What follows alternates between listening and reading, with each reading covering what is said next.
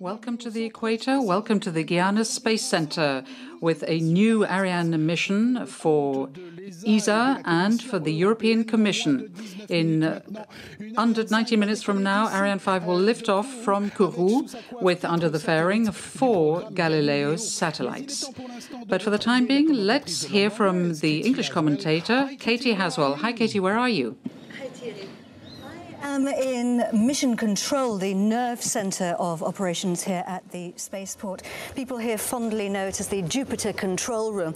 And behind me here is what we call the fishbowl. This is the glass area where the operational teams are focusing very hard at this point before launch. We are about 18.5 minutes now to launch. Over to Stefan Israel, who is the the CEO of Ariane Space, to tell us more about tonight's mission. Stefan.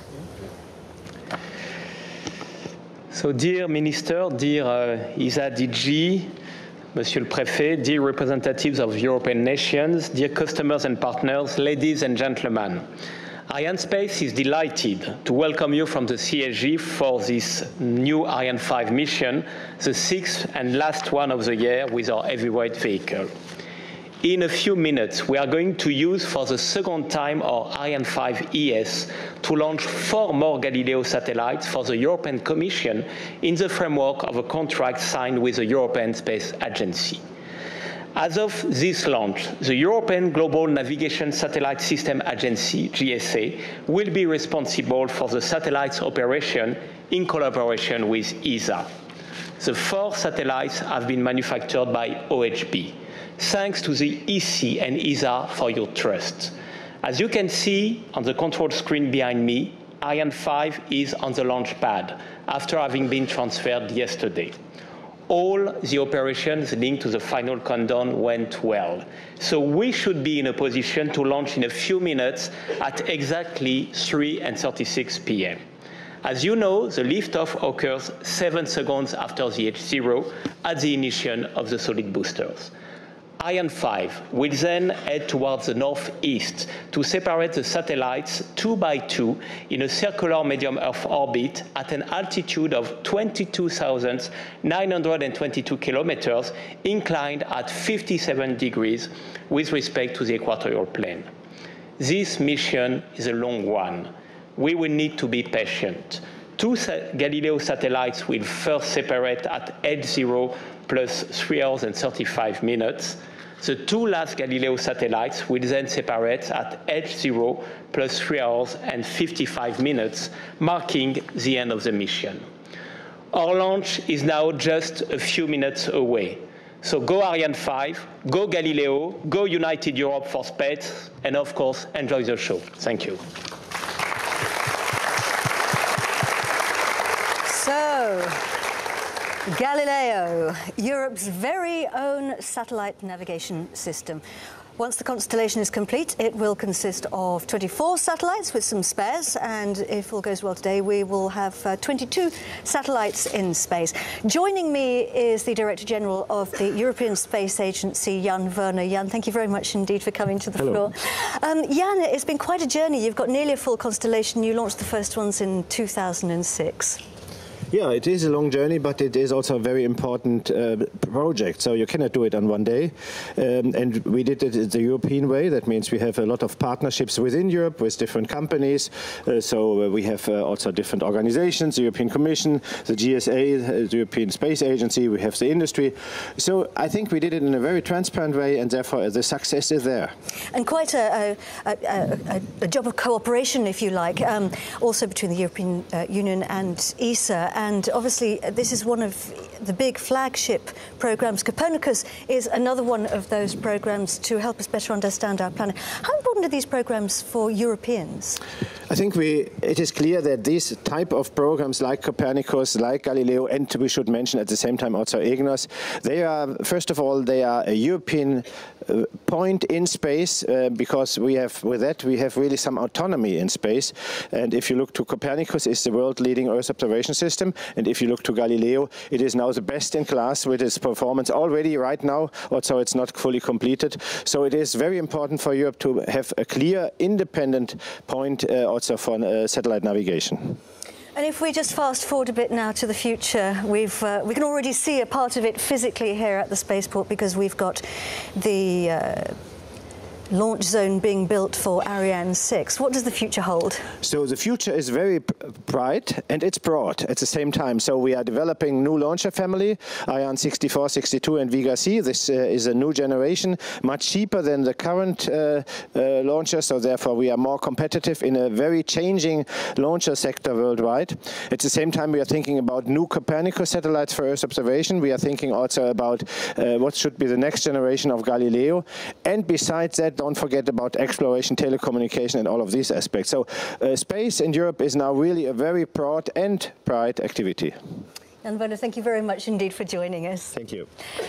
So here in the Mission Control Center, we have a number of different teams, and each one of those teams sitting at a different desk.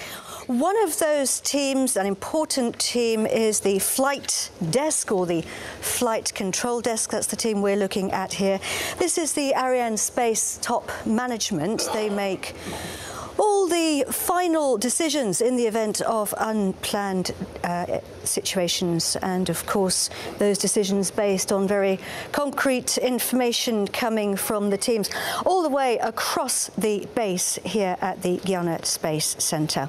Right, let's take a look now at our launcher and the satellites and get some facts and figures. Over to you, Thierry. Yes, Kelly, gros plan sur le lanceur et les passagers du soir. Yes, indeed. Let's take a look at the launcher and the payloads. It's Ariane 5 ES, 47 meters high, a liftoff mass of 760 tons. Initial thrust will come from the solid boosters surrounding the Vulcan 2 engine. The medium fairing measures 14 meters in height, and it protects, as we know, 4 passengers this evening. Each of the passengers weighs 750 kilos, so you multiply that by 4, and you add the mass of the dispenser, which is the system that keeps them in their star-shaped assembly, and you have the required performance of 3.282 tons today. This is the 7th full operational capability, or FOC mission. Now, I said that the flight this evening did not have a launch window. We have a fixed time at GMT, 18 hours, 36 minutes and 7 seconds, to be precise. Now, let's take a look at exactly where we are currently.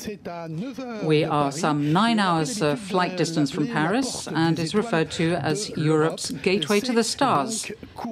In other words, Kourou. We leave Europe, heading west-southwest, and after about 7,000 kilometers, we reach the South American continent. We're to the north of Brazil, in French Guiana, and you see that little dot, that's Kourou. At the mouth of the Kourou River, you can see the promontory of the Roche and the Tour Dreyfus. Kourou is on the Atlantic Ocean, and in the distance you can see the renowned Devil's Island, which harks back to the times of the penal colony. And then we move up to the coast towards the Space Center, flying over some of the small lakes that are like mirrors dotted around the town. 10 kilometers up the space road, and here we come to the entry to the Guiana Space Center. You can see it now with the famous scale model of Ariane 5. And obviously this is where we have the Space Museum that so many people have visited over the years. And just next to the museum, we have the Jupiter Control Center, and that is precisely where we are, Katie, are we not? This is the Jupiter Control Center, important for all of the launches here from Guiana. Indeed, and here we are inside that Jupiter Control Center that we could see from the outside. But of course, the launcher and the passengers are on the pad. It's one of 3 pads here at the Space Center. It's called ELA 3, and There are quite a lot of facilities here. The Space Centre covers a huge area, about 750 kilometres square, about the size of the island of Martinique, actually. And you can just imagine how complicated it is getting information to all the people and all the facilities across the range. And that's why we have these panels. These are called the status panels. All the systems across the base are sending their health status here to the Mission Control Centre, and they're reflected in those panels showing us the status of the rocket and the pad, the satellites, and the range being the base. They're a bit like traffic lights. They all have to be green for the launch to go ahead. Over now to the mission. The first phase of the flight is a standard one with the EAP and EPC. So the launcher will be followed by a ground station located in Guyana for the first phase. Then we have a boat in the Atlantic Ocean. Then we have a station in the Azores. And for the rest of the mission, we have New Yorcia's ground station, which follows the second boost of EPS and the separation of the Galileo satellites. So the sequence is as usual for the EAP and EPC flight. Then we have the first boost of EPS, which lasts about 11 minutes. After this boost, we have about 3 hours of ballistic phase in order to reach the altitude required for the Galileo satellites. We have the second boost of EPS, which lasts about 6 minutes in order to circularize the orbit around the Earth. And shortly after the cutoff of the second boost of EPS, we have the separation of the first two satellites.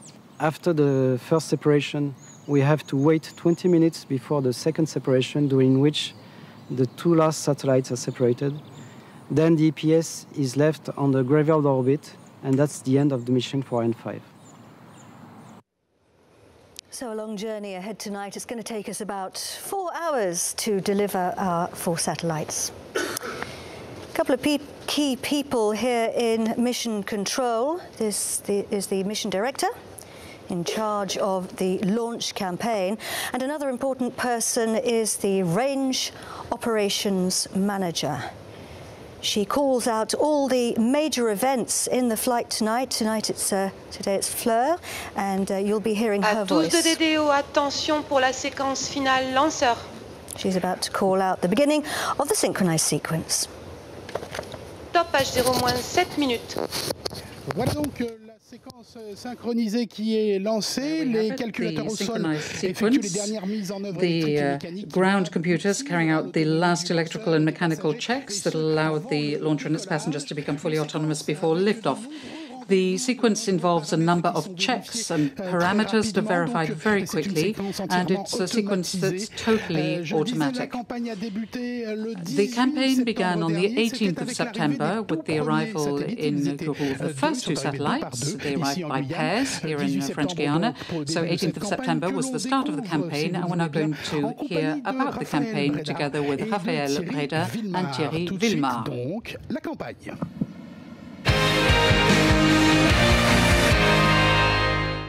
The objective of the Ariane 5 VA240 campaign is to place 4 Galileo FOC-M7 satellites in orbit. The satellite campaign began 3 months ago in September with the arrival of 2 first satellites. The next 2 satellites arrived in October. We transferred them to their preparation building S1A. The satellites were finalized and checked and were then transferred in the filling hall S3B. There, the satellites were filled and inspected. We then move into the so-called POC phase, where we assemble the satellite and launcher elements. The launcher campaign began October 23. Ariane Group and Ariane Space teams made up of about 23 people worked hard to meet deadlines. On Friday, the Launch Readiness Review authorized us to carry out final operations and transfer the launcher to the launch zone on Monday. Then, operations to prepare the countdown took place over 48 hours. The synchronized sequence will begin at T0-7 minutes, during which all operations will be carried out automatically until liftoff. And this is the day before launch, the final transfer. The fully assembled vehicle on top of its launch table leaves the final assembly building and is rolled out to the pad. All 1,500 tons. It travels very slowly along specially designed rails to maintain its stability.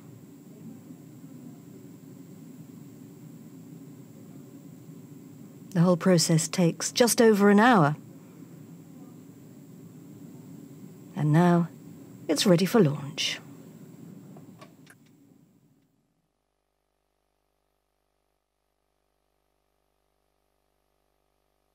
That was yesterday.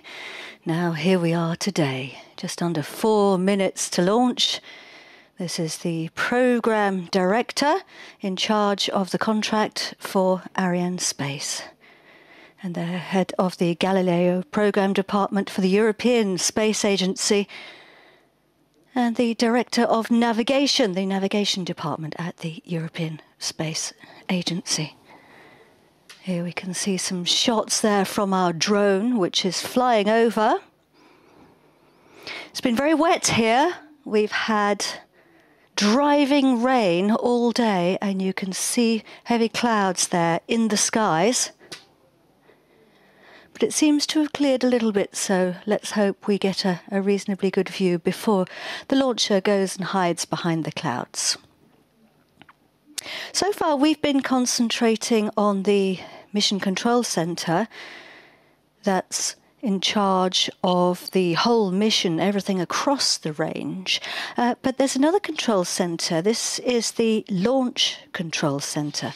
And everybody here is in charge of the actual launch itself. So they are in a special building, often known as the bunker, because it's a concrete blockhouse. It's protected because it's only a few kilometers from the launch pad. Got about 100 people working in here. They deal with all the systems concerning the launch vehicle and the launch zone.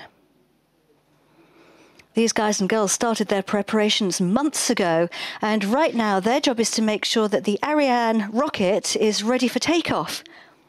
They're monitoring events during this synchronized sequence that Thierry was explaining back there. The computers right now are running all the final controls, and they have to coordinate an awful lot of checks in a very short period of time. And once all the conditions are correct, the onboard computer will give the order to start the engines. You've got a really good view there from the drone of the launch zone. You can see the tall building to the right is the assembly building. You can see those heavy skies over the spaceport. We heard earlier that we will be getting a 7-second delay, so you'll be able to count 7 seconds once you see the first ignition of the main Vulcan engine. That's because we need to check the main engine before we switch on de DDO, attention pour moins 1 minute. The boosters, coming up to 1 minute. Top H0 moins 1 minute. We are 1 minute to launch. We're live at the Guiana Space Center for the launch of 4 satellites for Europe's Galileo satellite navigation constellation for the European Space Agency and the European Commission, built by a consortium led by OHB, and they're traveling on board the 240th Ariane 5 heavy lifter. Our very best wishes to all the teams. Let's sit back now and watch the launch.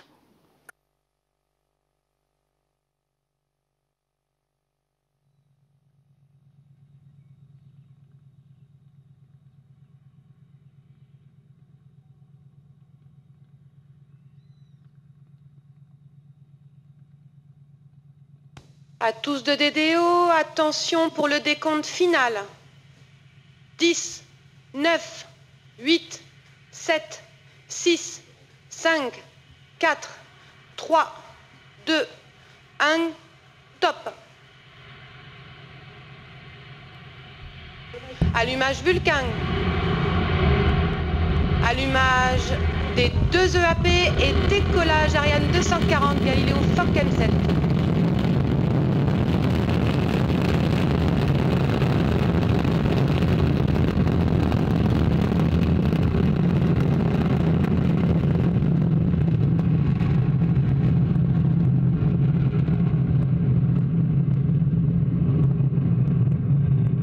La propulsion est nominale.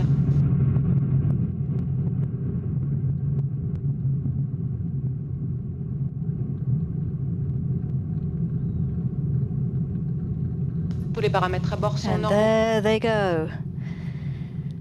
Blazing a trail across the sky here over the spaceport, the Guyana Space Center. We're heading northeast out over the Atlantic Ocean, and we can hear the launcher as she flies over us here. We're about 20 kilometers from that pad.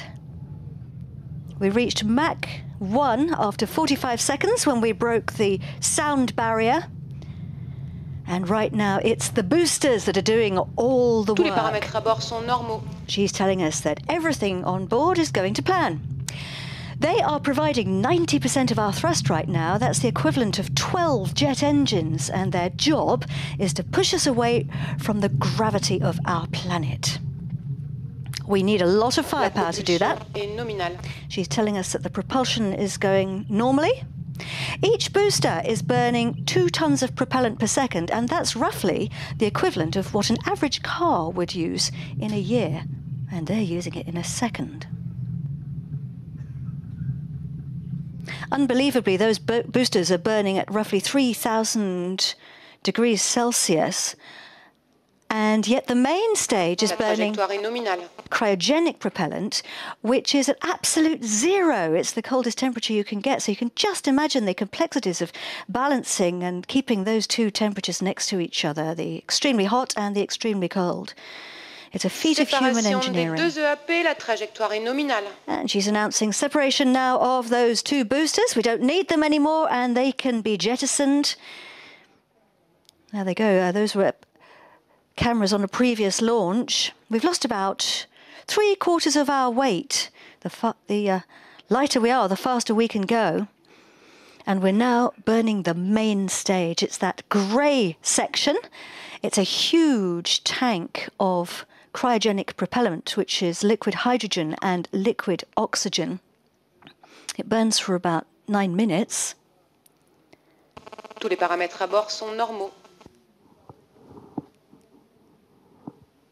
And in a minute, we'll be looking at the launcher again, and we'll be able to see what we call a fairing. That's the front, the nose, if you like, of the launch vehicle.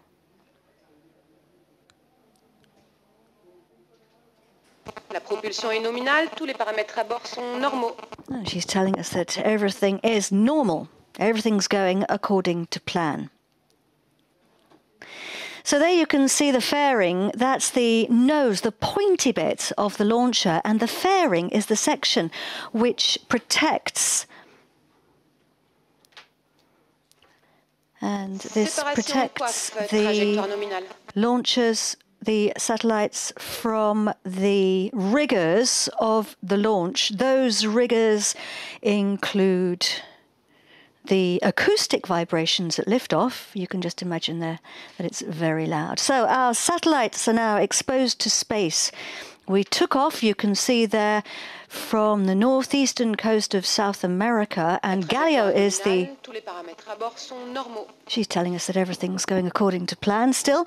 Galileo is the tracking station here at the Guyana spaceport, and you can see we're traveling northeast. SNA is the next tracking station to pick us up. That's a boat in the middle of the Atlantic, and then we'll be heading up towards the northwestern coast of Europe, and we'll be picking up the signal at the Azores.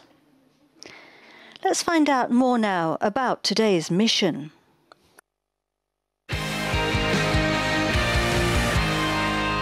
For this 11th flight of the year, Arianespace is proud to welcome the two-day Ariane 5 VA240 Galileo FOC-M7 mission to deploy 4 more Galileo satellites for the benefit of our customer, the European Space Agency, acting on behalf of the European Commission.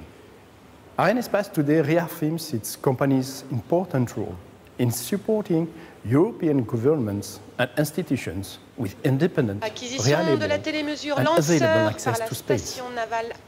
This launch will place in orbit 4 more satellites in a series of 22 manufactured by OHB in Germany, embarking payloads provided by SSTL in the UK. 5 FOC satellite launches have already been carried out by Soyuz launchers, each delivering 2 satellites into orbit. For this launch, a second Ariane 5 ES version dedicated to Galileo mission will be used, with, in particular, a different upper stage called EPS.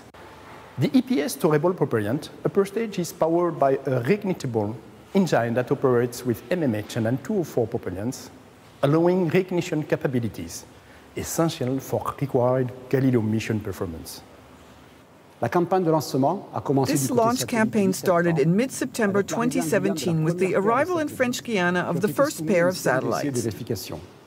All 4 satellites have undergone a series of tests and preparation activities. For recall, the specific dispenser carrying structure has been designed by Ariane Group, allowing to support 4 maximum satellite masses of 738 kg each, which cover with comfortable margin the actual satellite masses for this mission. This campaign has led to additional needs in coordination and technical operations. All these challenges were surmounted through excellent preparation, planning and execution, the experience gained in the previous Ariane 5 launch campaign, and especially thanks to the very efficient technical teams. Finally, I would like to thank all involved teams, and firstly our customer, the European Space Agency project team, the satellite manufacturer OHB, and the CNES CSG teams for their very efficient collaboration and fruitful teamwork, which allowed to manage the program and the launch campaign with a great professionalism. Indeed. 7 minutes and 24 seconds into launch, and today is the 56th mission that Arianespace will have performed for the European Space Agency. And during that film, we picked up the signal at the SNA tracking station. That's the one in the middle of the Atlantic, the boat. Bottom left is our altitude. We are 134 kilometers above our planet. The middle is the distance. That's if you were to draw a straight line along the planet from the launch zone to the position of the launcher. She's telling us there's 1 minute left of a burn on the main stage. And then on the bottom right-hand side, you can see there is our speed. We're traveling at an unbelievable 7 kilometers per second, not per hour, per second. And on the top right-hand, you can see there is our trajectory. That is the planned trajectory, and the white cross is the position, the actual position of the launch vehicle. Burning at the moment the main Vulcan engine. It's propelling the main stage, which is an extremely powerful beast. And it's just switching off. And we have switched off that engine, and we have separation there of the main stage, and we have switched on the engine now of the upper stage. So we're beginning the next phase of the flight. The upper stage. She's saying the first engine switch on of the upper stage. So the upper stage has taken the wheel, and its job is to transport our satellites to their correct orbit so that we can release them absolutely precisely onto their orbit, and from there they'll be heading off on their own in medium Earth orbit to their final slot, and they have to do that all by themselves. We have 3 orbits for anyone who's not familiar. Well, 3 main ones. We've got low Earth orbit, which is the nearest to Earth. We have medium Earth orbit, which is where these guys will be sitting, roughly a 23,000 kilometers above our planet. And then we have an orbit called geostationary orbit. We're not using that one today, but that's where most of the telecommunications satellites sit, and that's 36,000 kilometers above Earth. The Galileo program is an important collaboration between ESA and the European Union.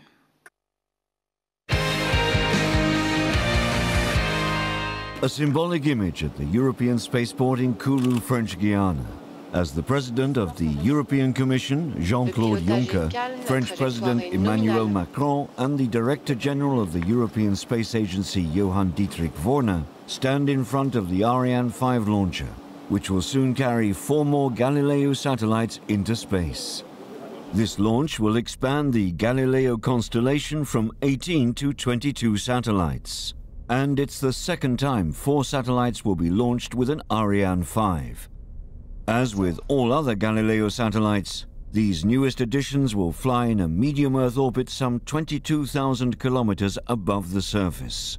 This is the penultimate launch before completion of the Galileo constellation. The completion of the constellation will take place in the summer of 2018, where we launch the last Ariane 5 with 4 satellites, which will bring the total up to 26 satellites. So we have at that moment 2 satellites in reserve, and we will then, after that, start putting some extra reserves in space in order to be prepared just in case. Although the constellation is not yet complete, it's been in operation for almost a year since the European Commission announced initial services on the 15th of December 2016. These services were the first step towards full operational capability and a first opportunity for the Galileo system to prove its worth. Independent measurements since have shown that in terms of performance, Galileo is the best operating positioning system in the world. We are having a better performance than our 3 competitors from the US, which is the well-known GPS system, the Russian GLONASS system and the Chinese Baidu system. So of course in ESA we are excessively proud of this, and it is now important that we keep building on this performance and hopefully keep at the forefront of the developments. However, the work on Galileo is far from over. The European Commission and ESA are already working on the next generation of Galileo satellites and infrastructure. They aim to continuously improve the system and explore the boundaries of technological possibilities, while trying to meet market demand with potential new applications or services. A number of areas, for example, which are coming is the so-called Internet of Things, which will require positioning in sensors. And these sensors have very little power and very little battery capacity, so we need special signals for that, probably. And in addition, another area which is of interest is autonomous driving, where satellite navigation is going to be a very important component, but where it needs to be integrated with all sorts of other sensors in cars in order to make sure that autonomous driving becomes a reality. With more launches to complete the constellation and set up redundancies, Galileo's performance and availability worldwide will continue to gradually improve, keeping Galileo at the cutting edge of satellite positioning technology. Today, the only publicly owned satellite navigation system has also proven to be the best.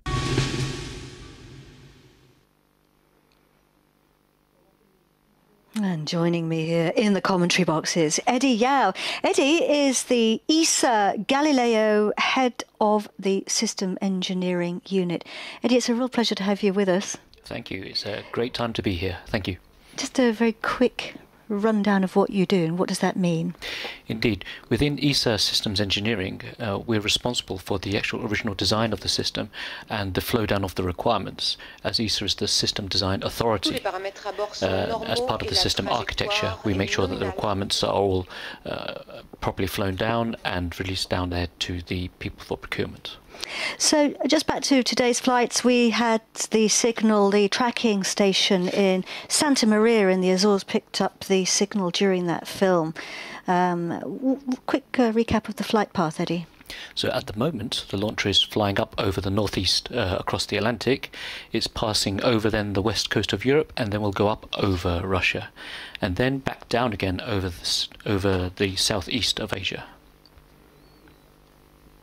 And the ground stations are picking up the signal from Ariane, which sends its signals down to those ground stations as it flies over. And that process is called telemetry.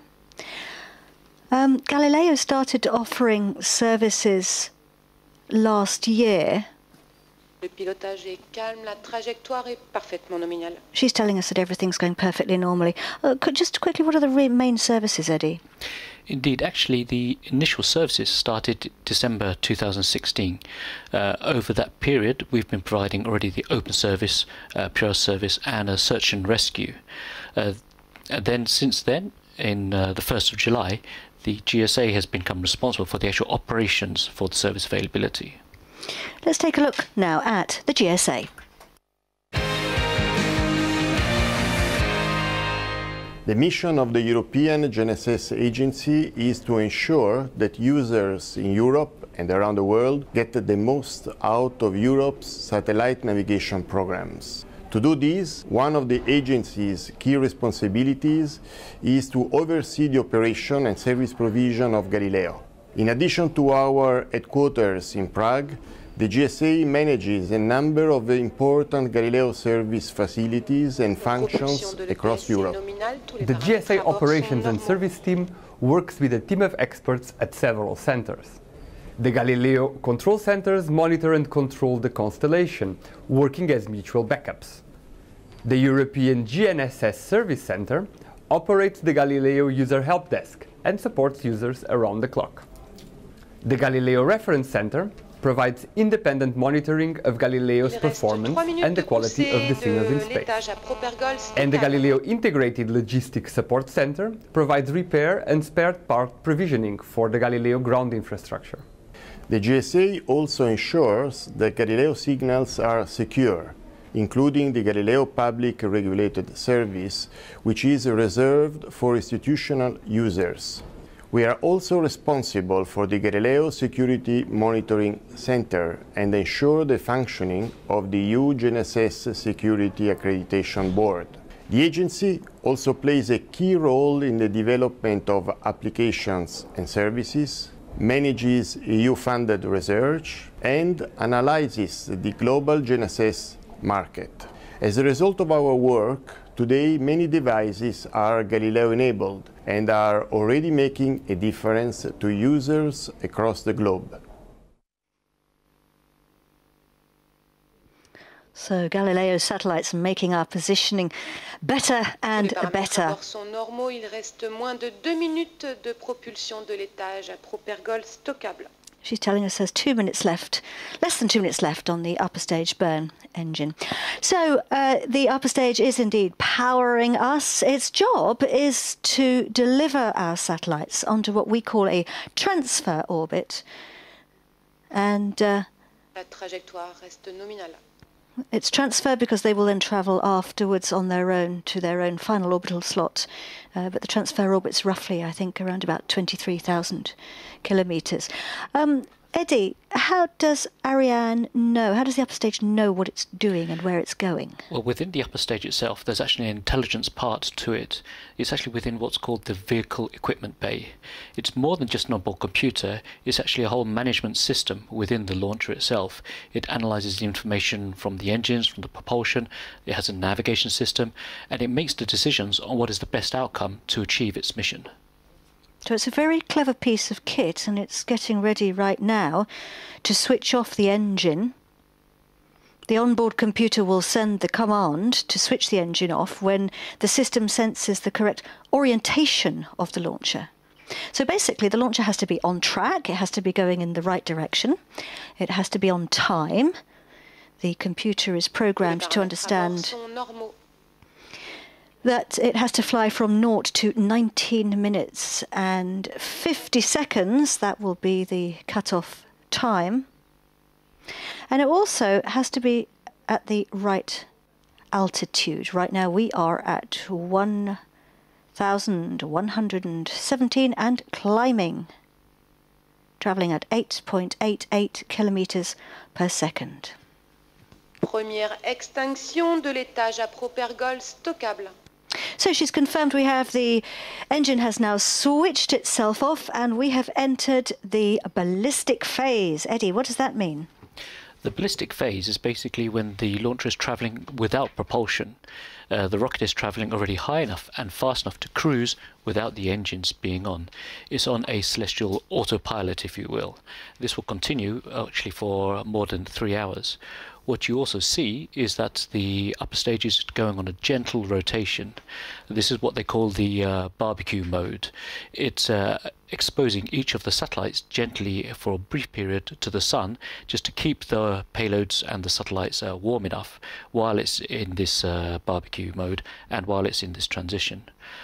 We saw the liftoff 21 minutes ago, and it would be great to see a few replays of that and that beautiful launch.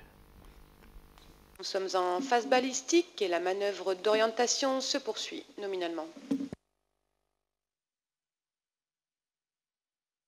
Top. Allumage Vulcain. Allumage des 2 EAP et décollage Ariane 240 Galileo FOC-M7.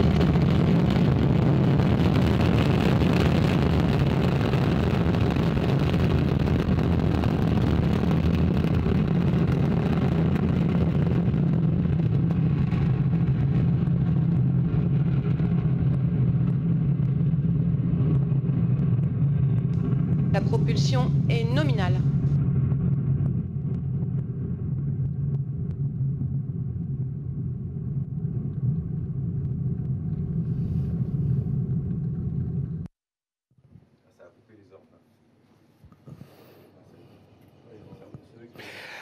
Voilà donc, avec l'extinction de l'EPS, on vous le disait, on rentre dans une phase balistique, Cathy, une phase qui va être longue, plus de 3 heures, et on se retrouve tout de suite après. Oui, absolument Thierry, nous allons, I'm suddenly finding myself talking in French. We're going to be coming back to you just before we switch the engine back on again in about 3 hours' time.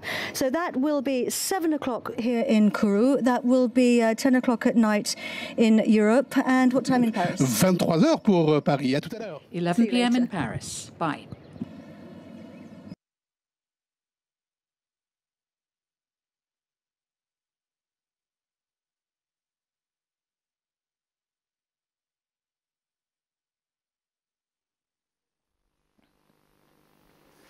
Hello again, welcome back to our live broadcast. Here we are at the Guyana Space Center on the northeastern coast of South America in French Guiana. We are 3.5 hours into the launch of 4 satellites for Europe's Galileo navigation system for the European Space Agency ESA and the European Commission. They lifted off from the pad 3.5 hours ago.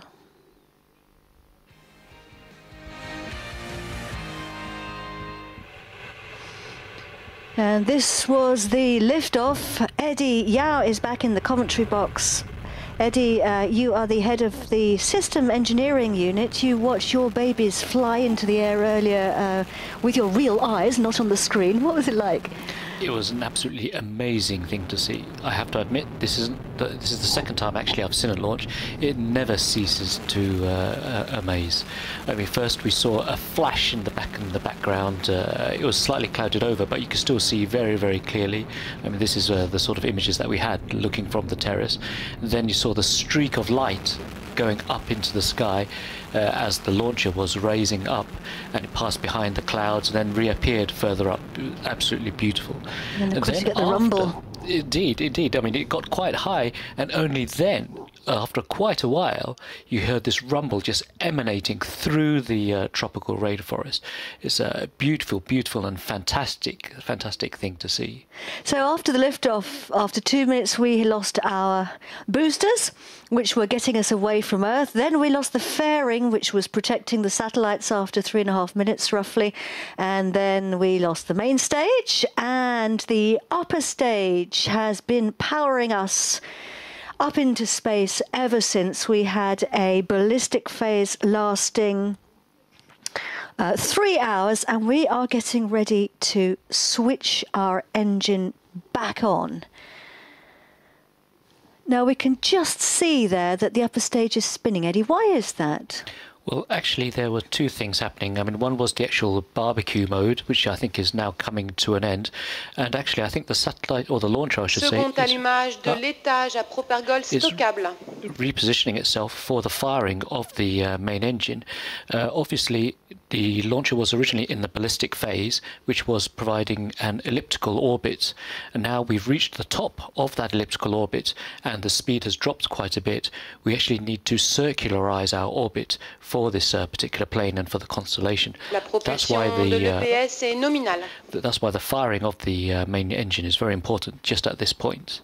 And for anybody who is not familiar with the terms elliptical orbit, that means an orbit which is basically the shape of an egg, a sort of oval shape. Indeed. And so we needed to then turn our orbit into a circular shape to make sure we're going round our planet in a circular form. Just a quick reminder here of our speed and altitude. We can see those on the bottom of the screen. Altitude nearly 23,000 kilometers above the Earth.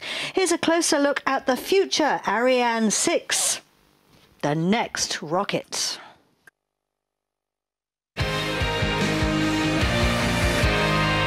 July the 16th, 2020. This is the date currently set for the first launch of the new Ariane 6. For ESA and European industry, the clock is ticking, and 2.5 years appears like tomorrow when it comes to developing launchers and building infrastructure. However, in the green Amazon jungle of Kourou, Ariane 6 is already a reality.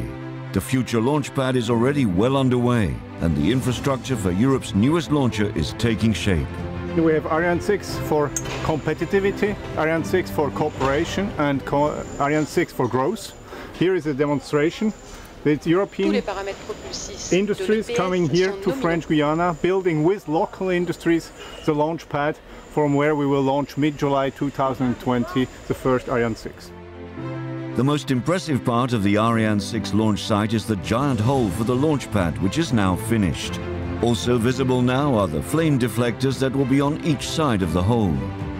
Construction has begun on the 90 meters high launch tower. This tower has to protect and shelter the rocket until a few hours before liftoff. Some 600 meters from the pad, the future Bâtiment d'Assemblage Lanceur, the launcher assembly building, is being built. This is where the different stages of Ariane 6 will be assembled horizontally. This is a new approach, as ESA's previous launchers have always been assembled vertically. This change in method also reflects the changed role for ESA as regards Ariane 6. In the jungle of Kourou, the sound of cranes and bulldozers can be heard, as builders are now working from early morning until late in the evening in an effort to finish the launch site in time. Meanwhile, in Europe, the production of the launcher itself is due to start next year, with several tests of the new engines and boosters that have been developed for Ariane 6. However, Ariane 6 is not the only new launcher which ESA is building. There's also Vega-C, the enhanced and more powerful version of the lightweight launcher Vega. Its first launch is planned for 2019. Despite the many challenges, the European Space Agency continues to go forward, securing its new launcher family with Ariane 6 and Vega-C. Thanks to ESA and industry, Europe will remain a space power with a guaranteed access to space.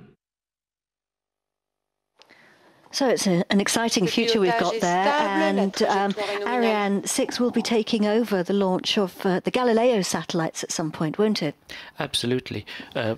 Basically, we already have a launch targeted for summer next year, which will be an Ariane 5. Those 4 satellites are already ready. But then after that, as of 2020, we'll be launching additional Galileo satellites from an Ariane 6 launch. And those satellites, which is 12, are already starting procurement as we speak. Now, as you may know, she's telling us that we have 2 minutes left of the upper stage burn. As you may be familiar, the launcher is sending signals to the ground, and those signals get picked up by the tracking stations, which are dotted along the flight path, Right now we are using the tracking station in New Norcia to tell us what's happening on the vehicle. And those tracking stations send the telemetry back here to the CVI, which is the real-time visual control team. These are the teams here at the Guiana Space Center who collect the information coming down from Ariane. They do a quick selection to check how the flight is progressing in real time, and they then pass that information to the range operations manager, whose voice you're hearing today, Fleur, who is calling out the main events in the flight. And later, the teams analyze the information to see how the vehicle performed, and they can make adjustments to future flights. That process is known as the Level 0 flight evaluation, which takes place several weeks after the launch. So, 30 seconds of propulsion left on the upper stage. She's telling us that everything's going according to plan. Getting ready to separate numbers 19 and 21. Why 2 by 2, Eddie? If we release a single satellite, then that would push the launcher in the other direction compared to the satellite. This actually goes back to Newton's third laws of physics, Deuxième extinction de l'étage à propergol stockable. Where action and reaction are equal and opposite. And hence it would interfere actually slightly with the launcher itself. So we release two together, opposite each other, and then the launcher itself stays in its orientation. So we've switched off the engine. D'orientation au profit de la séparation des satellites Galileo 19 et 21. And we are starting now the orientation phase, which is preparing us now to release our first two satellites. You can see there that all the twists and turns and movements on the CGI images have all been very carefully planned. We need to orientate the satellites so that we can drop them off to their correct orbit in space. Indeed, actually, we are actually 300 kilometers just below the final orbit. This is actually the graveyard orbit that we normally deploy things in. We don't want to deploy things directly into the final slots, because then there's a risk of debris and other items which we don't want in the final constellational slots. So we start from our graveyard orbit, and then gently we float the satellites up to the final position, 300 kilometers higher. Fin de la manœuvre d'orientation. So she's telling us that's the end of the orientation maneuver. As I was explaining, we have to orientate the satellites in a very precise position so that they can then travel on that journey on their own, which Eddie has just explained. There's a very, very precise set of Séparation movements. des satellites Galileo 19 et 21. And we have separation of the first two satellites, 19 and 21. We saw them. We can see them on the right-hand side there, Eddie, moving away equally in opposite directions. And indeed, and the other two are still attached to the dispenser. As you say, we have numbers 20 and 22 attached, and those are going to take 20 minutes before we can start releasing those. Why is that? Well, 20 minutes gives a little bit of time.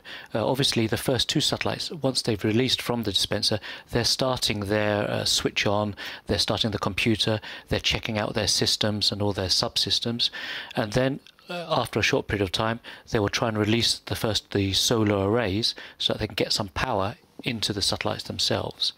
Then after that, it'll start doing some maneuvers so that it can orientate those solar arrays to look towards the sun so it can get power into the satellites. This is all done by thrusters, so of course then the satellites will actually be moving, so we need to give a bit of time so that things can move away so there's no risk of collision.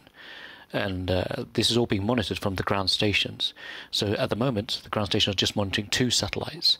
If the other two deploy as well, then there won't be much time for them to do their monitoring and do their checks. So we give them a little bit of a breather from two satellites and then the next two. Navigation plays a hugely important role in all our lives these days, quite often on a device in your pocket.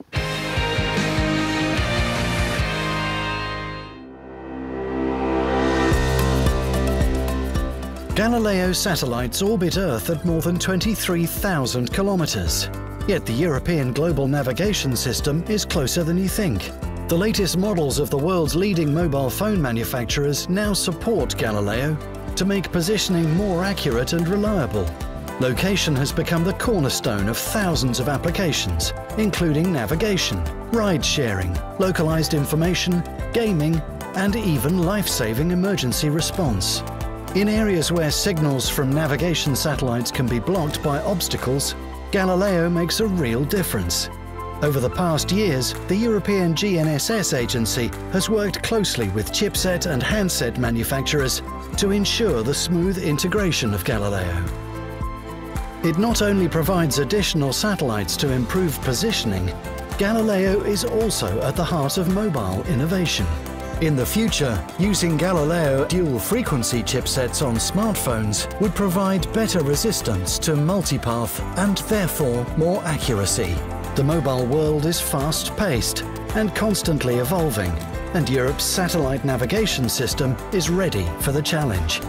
Although invisible to most, Galileo is already in your pocket.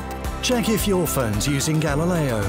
Visit www.usegalileo.eu.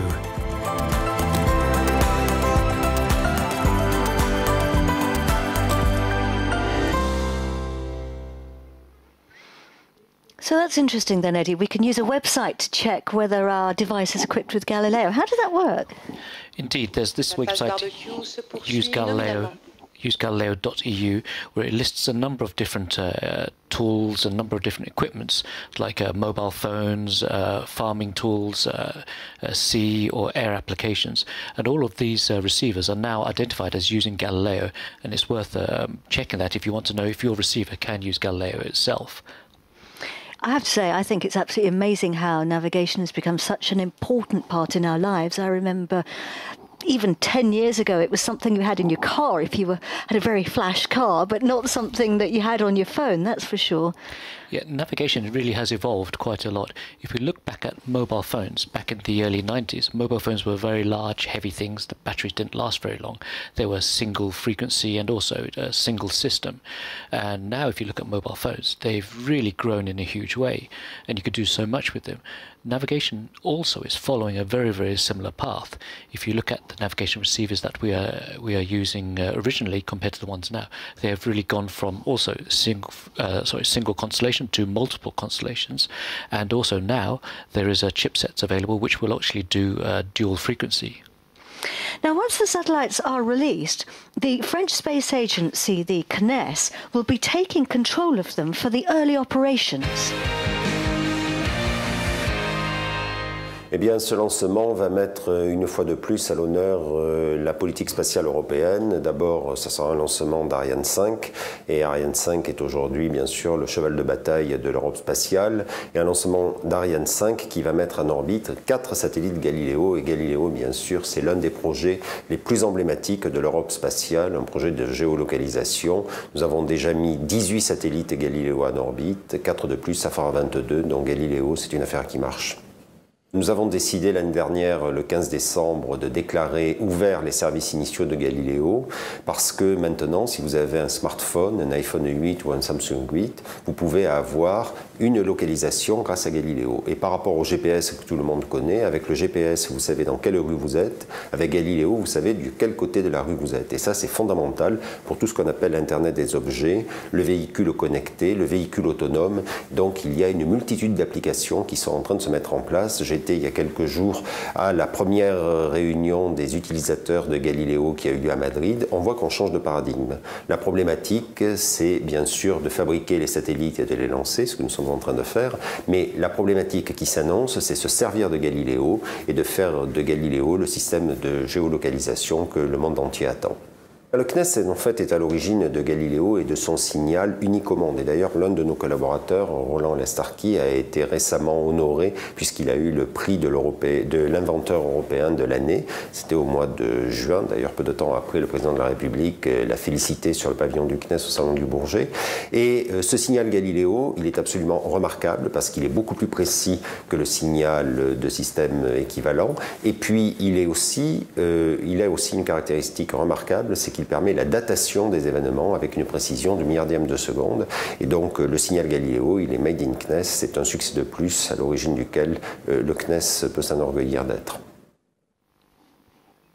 Quick reminder, we are just under 23 kilometers above our planet. We've separated our first 2 satellites. We still have our second 2 attached, and we are waiting for those to be separated next. Eddie, we've heard that Galileo switched on the services last year. We've had the initial ones. We've been hearing it's been going very well indeed. Absolutely. Since we've had the declaration of initial services at the end of last year, our performance has been consistently better than 1 meter error. I mean, that's a very, very good performance. And as we add more satellites as well, our performance is actually improving, and also our availability. With the inclusion of these 4 satellites into the constellation, we go from an 80% availability up to more than 99%. That's a massive improvement in the availability of the system and the service that will be provided to the users. What does that actually mean to me on a day-to-day basis? It means that we'll be able to position ourselves and use our receivers to find things much more accurately in the receivers that we have. So, for example, if I'm driving along, I can actually find the front door of a house I'm looking for rather than the area in the street. Indeed, because our positioning capability will be better than 2 meters, is what we've seen. So it's quite remarkable. We're going to go over to a film now to find out a little bit more about these initial services that Galileo is providing.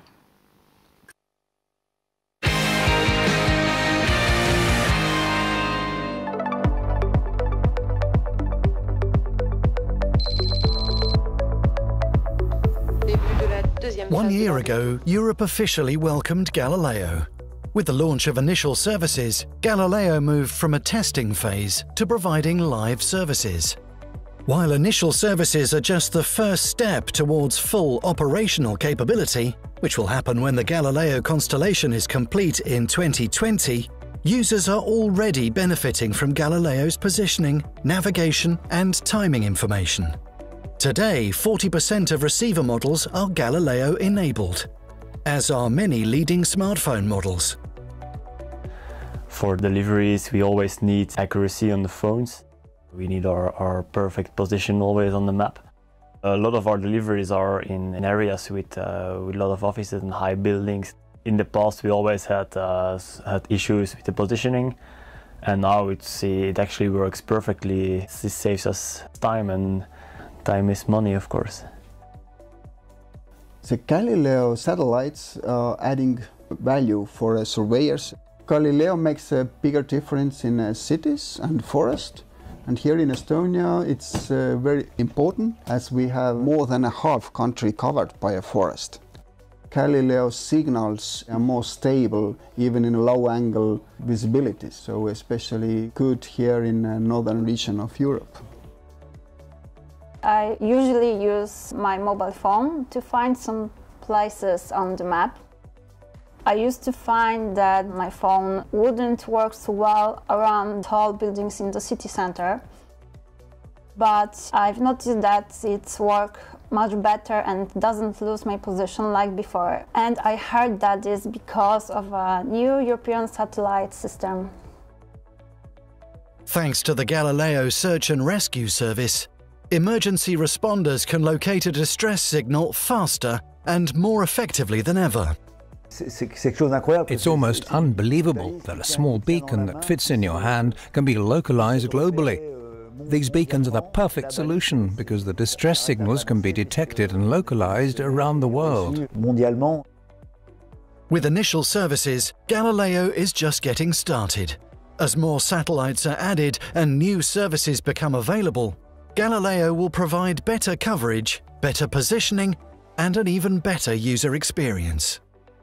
Galileo is a European Union programme, and the European GNSS agency is dedicated to delivering valuable Galileo services and ensuring that space is linked to user needs. So, talk us through what we're looking at here. This is actually the upper stage, what we're seeing at the moment, and the the 2 satellites are still attached on the upper stage, waiting to be released.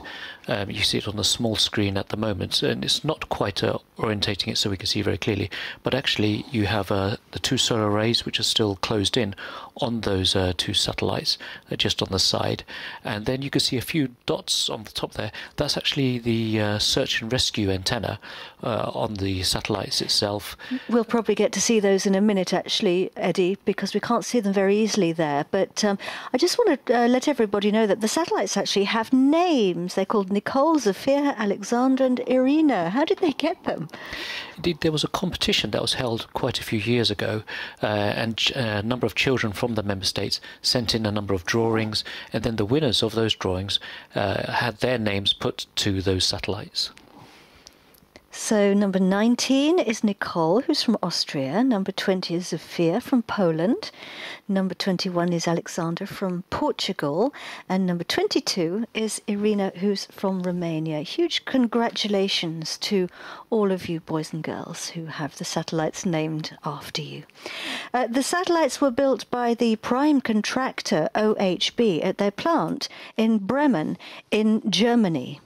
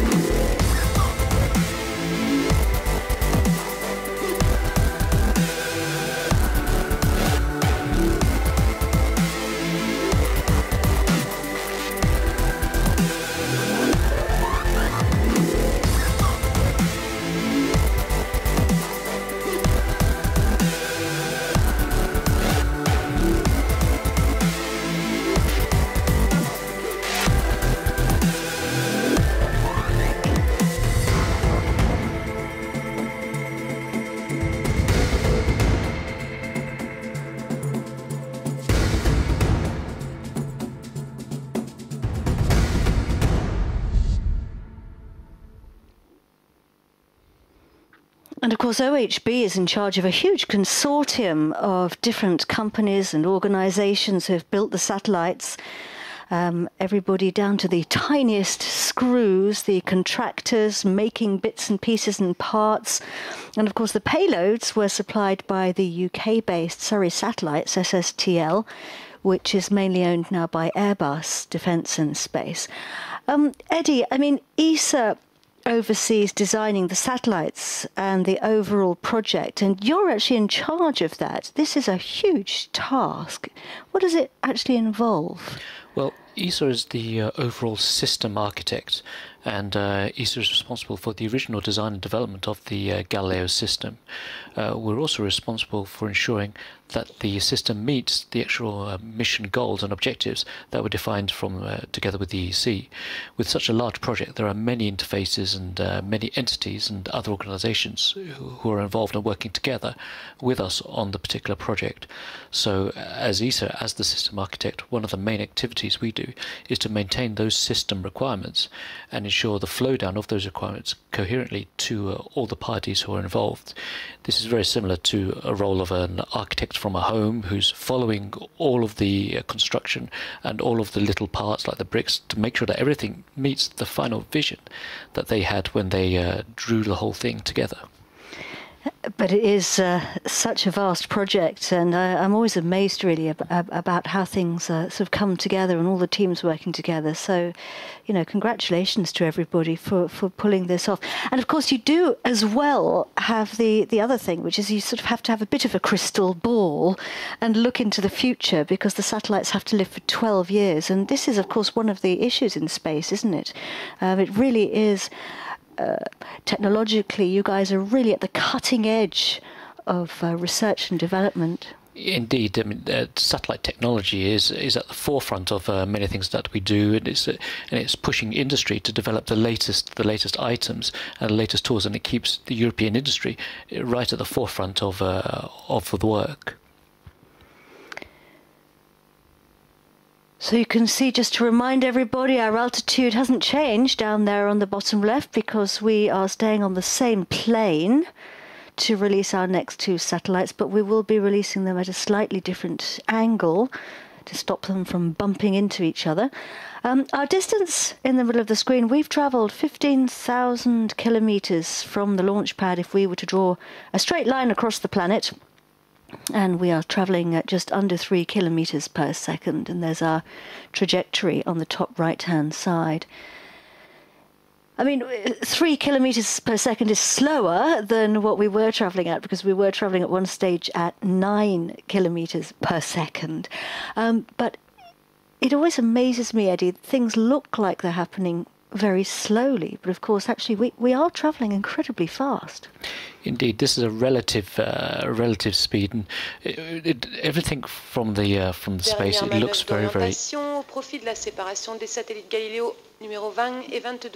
Just to translate that for everybody, she said this is the last orientation maneuver now, getting ready for the separation of the next two satellites. Just what we see here as well, it's nice to see that you see a large disc in the middle. That's actually the navigation antenna. Once the satellites are on the final station, those are the antennas which will be transmitting the navigational signals down to the users and down to our Earth. And also you see there just above the diamond-shaped item, which is the search and rescue. Hang on a minute, let's just check that diamond-shaped item. So we're looking at the two satellites. You can see the long rectangles of the solar panels, and then just to the left above those, on the sort of top right on the tip, yes. Those are... You see a sort of six coils and then a circular disc in the middle. Séparation des deux satellites Galileo numéro 20 et 22. We have separation of the next two satellites, 20 and 22.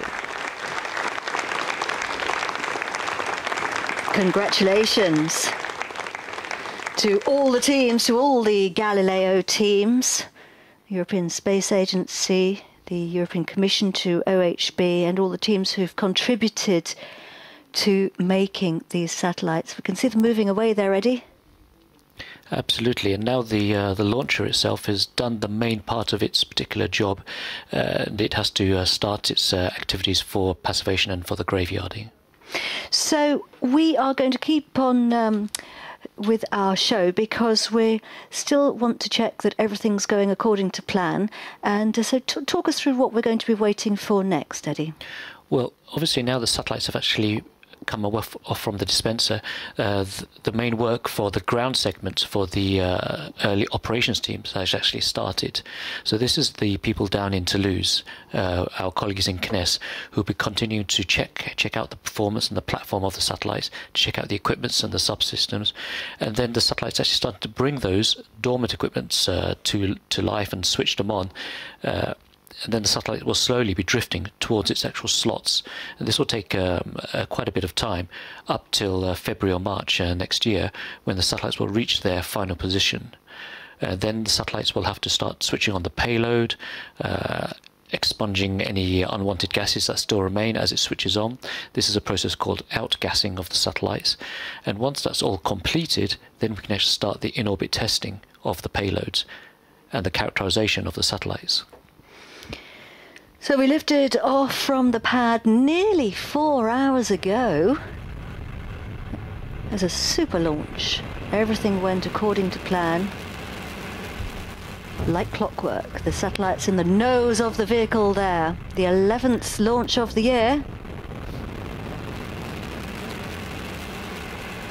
The 6th Ariane 5 to lift off from the Guiana Space Center this year, carrying our 4 satellites on board. Galileos 19 to 22. Nicole, Zofia, Alexander, and Irina, they are called.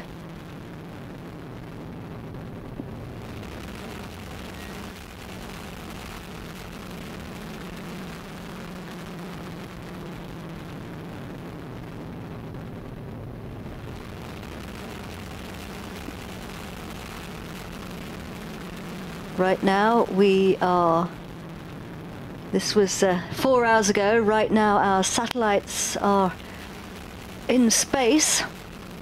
We did have quite a lot of cloud cover, but we got lucky because the launcher came, well, we could actually see the fire, the boosters there powering away from behind the clouds.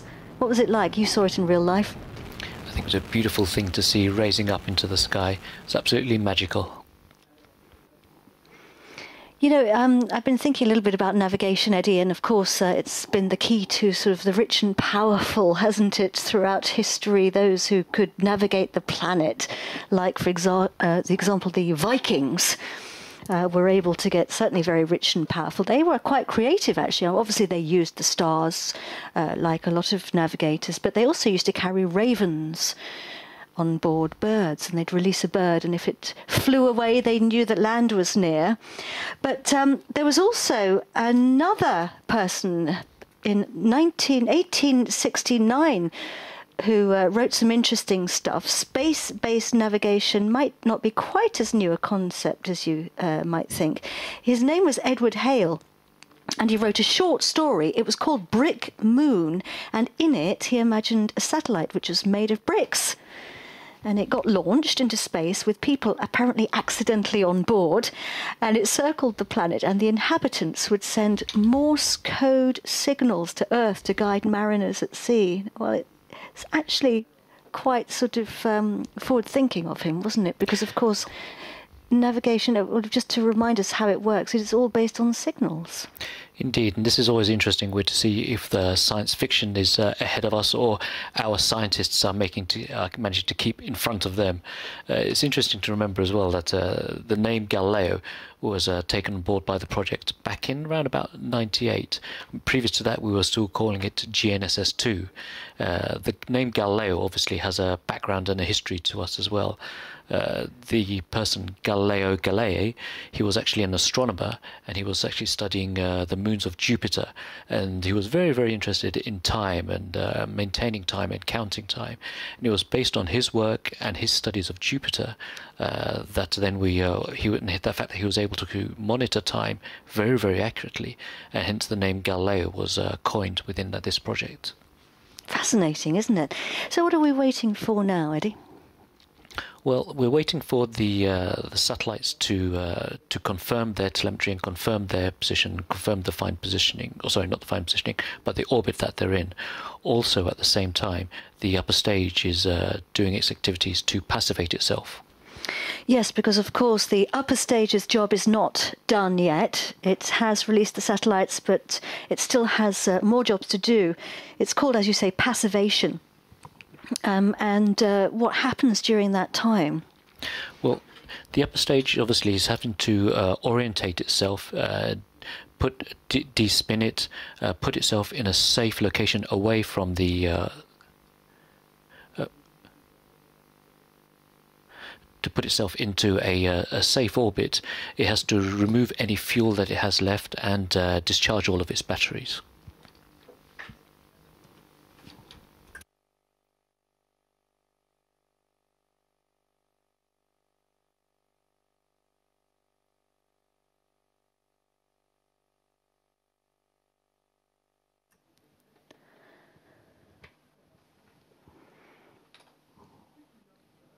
So, as you say, we are now waiting to get the health checks for the satellites to call home and tell us that everything's going according to plan. Now, you've been telling us a little bit about what's happening next, and we are going to be going to a film shortly to explain to us in a little bit more detail about what we call the launch and early operations phase.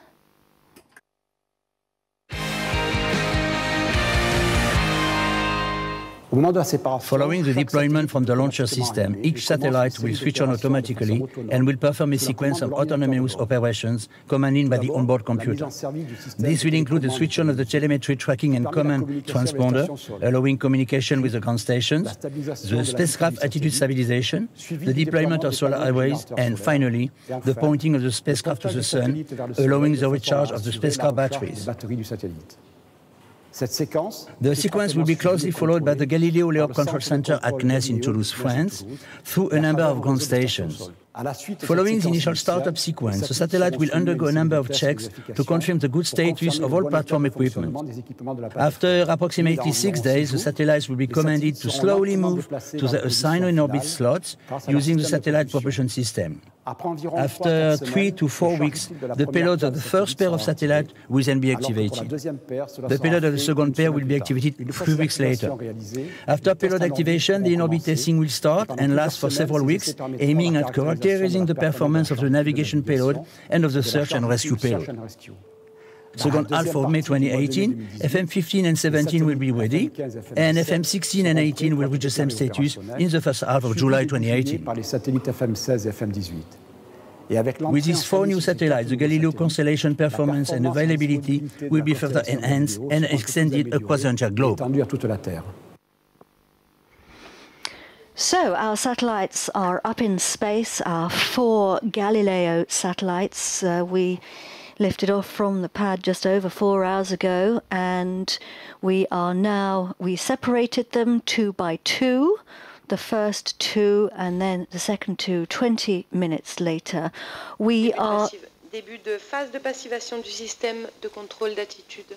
And as we explained earlier, the upper stage still has what we call the passivation process to go through, and the range operations manager there just announced the beginning of that passivation phase. So this is the Jupiter control room. We are waiting now for the health checks of our satellites, which will take, we'll be waiting a little bit more for those, because that obviously takes a bit of time. But in the meantime, we're going to take a look outside and have a look at some shots, some drone shots of the Guiana Space Center. Our drone has been flying around, and we're going to take a look at those now, and we will be coming back to you in a little while once we get closer to getting our health checks.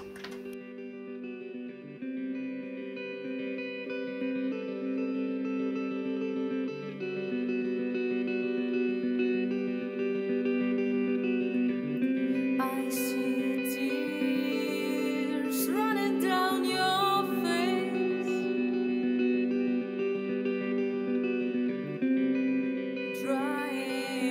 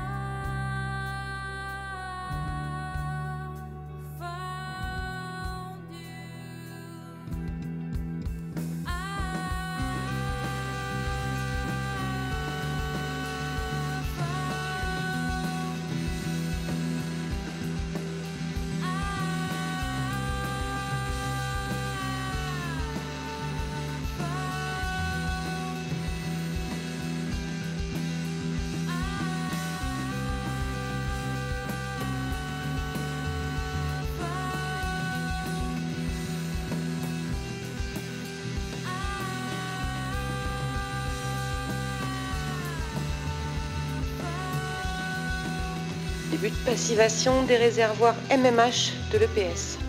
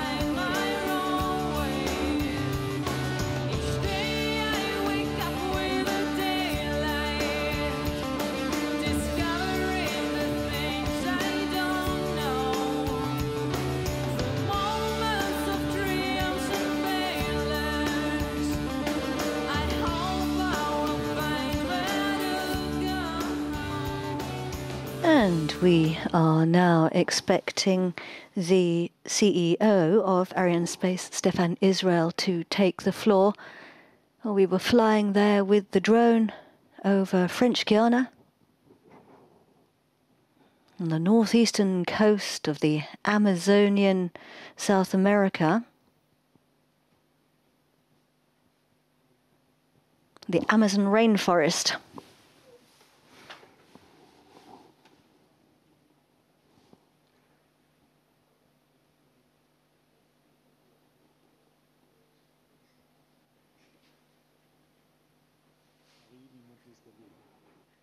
And Stefan Israel, the CEO of Arianespace, is taking the floor now.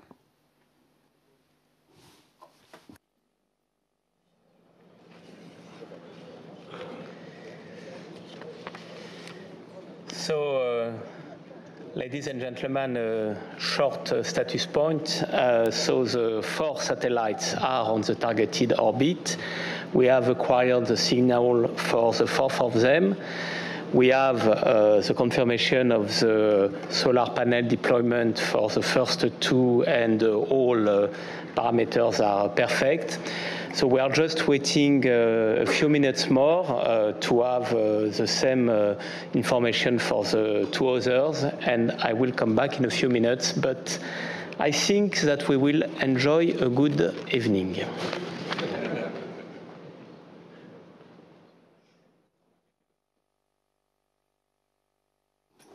So confirmation there that we have had the separation, that they're on the right orbit. Do you want to just recap there for us? Indeed, it sounds like everything's proceeded nominally. We're just waiting for a final confirmation of the orbit and of the actual details. But everything looks good at the moment.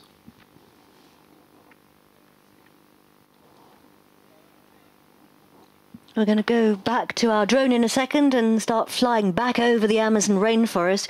It's no surprise that it's called the Amazon rainforest. It has been raining all day, and when I say raining, I mean raining. It's been incredibly solid, hasn't it? I have to say, I think we've been very lucky that we've had an opportunity to see the launch and that it's not been completely clouded over. But of course, when the sun's shining, it's absolutely stunning. Very beautiful.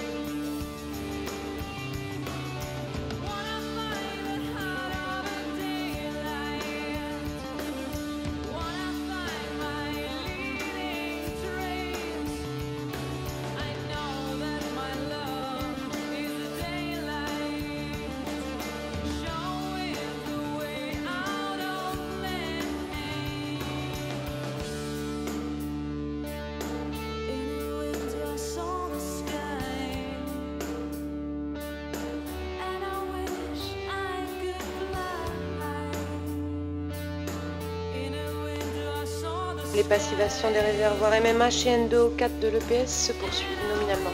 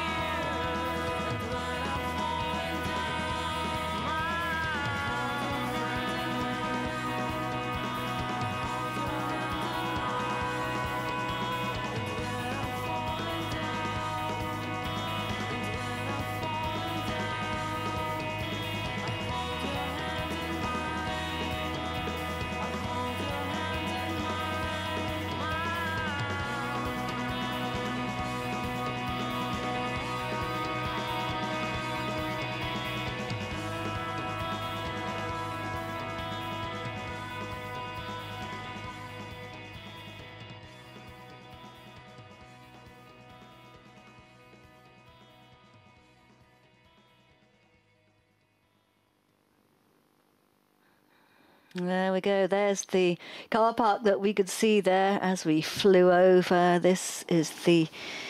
We're actually looking here at a globe on top of the building that issues the badges, the passes. And that car going past is going down what we call the Route de l'Espace, the Road of Space, or the Space Road. So it's dark here now, but of course it was mid-afternoon when we lifted off from the pad over 4 hours ago. And in that film, you might have noticed some big puddles and sort of pools of water on the ground because it has been very, very wet, although it looks like the rain has stopped. So we launched our satellites into space. We are waiting now for the confirmations and health checks. Just talk us through quickly again to remind everyone, Eddie, what we're waiting for. Indeed, after the satellites separate away from the dispenser, the satellites themselves will switch on their computers. It will be checking all of its subsystems. It will be orientating itself towards the sun. It will be deploying the solar arrays. And all this information is obviously coming down to our ground control center, where they'll be monitoring it and checking that everything has happened correctly on board the satellites themselves. Now, we've been talking about the fact that the Galileo system has been switched on already. It was switched on last year and the satellites became operational, so we've had some services, but we haven't really talked so much about future services. Indeed, the initial services have been going for quite some time, and the original purpose of the initial services was to give a concrete number of signals for people to use and for people just to see what would be coming in the future. And that was for the open service, the search and rescue, and for the PRS. At the end of 2018, we'll actually be entering another phase called the enhanced services. At that point then, our performances and our quality of our service will be committed.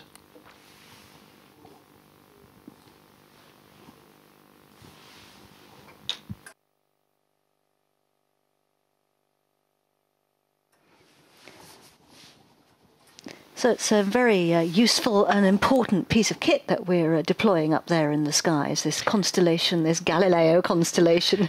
Indeed, it's going to be a huge benefit to the globe and to everybody in society.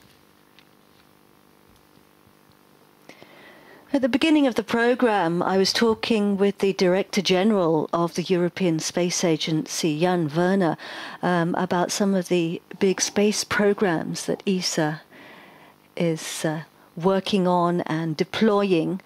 One of those, of course, is the Copernicus program, which is a big flagship program with the European Union to help us to understand our planet. But ESA is a hugely important agency deploying all kinds of satellites into space. What is the future looking like? There are many more launches yet to come from ESA. For example, Bepi Colombo is a very, very important launch that's also happening next year. What's Bepi Colombo? Bepi Colombo is a science mission that will go to the planet of Mercury, and that's, of course, is the closest planet to the Sun. So the environment for the satellite, once it gets there, will be hugely, hugely challenging. If anything doesn't happen quite as we expect and it points incorrectly, then of course there could be some loss of the mission for that particular Bepi Colombo.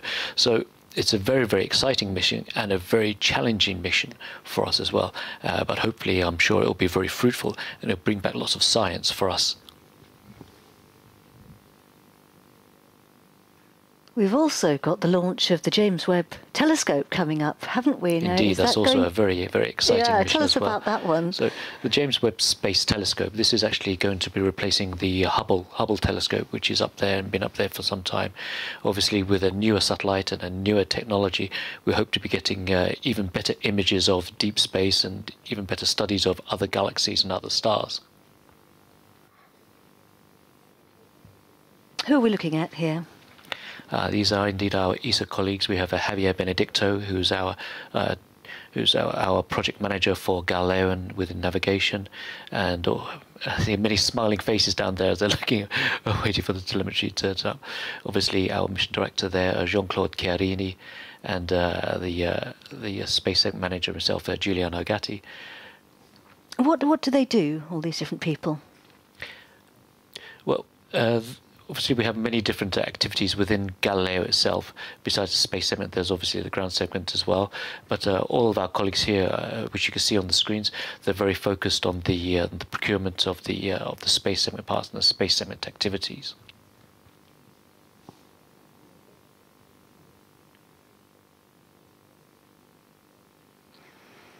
So we still have a couple of minutes left to wait, but all perfectly normal, all part of the plan.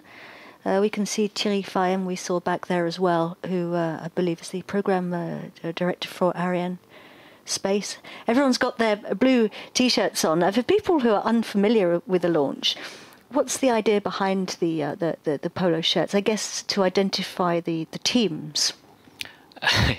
Indeed, yes. I mean, what you see here is that a number of the ESA team members there, we're all in the nice, smart blue uniforms, with a showing of unity, indeed, of our teams and of our colleagues as well. It helps pick us out as well, so you can see who's who.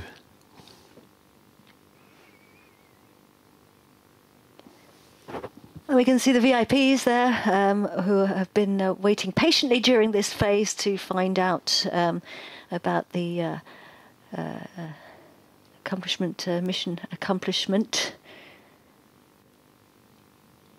A minute or so to go.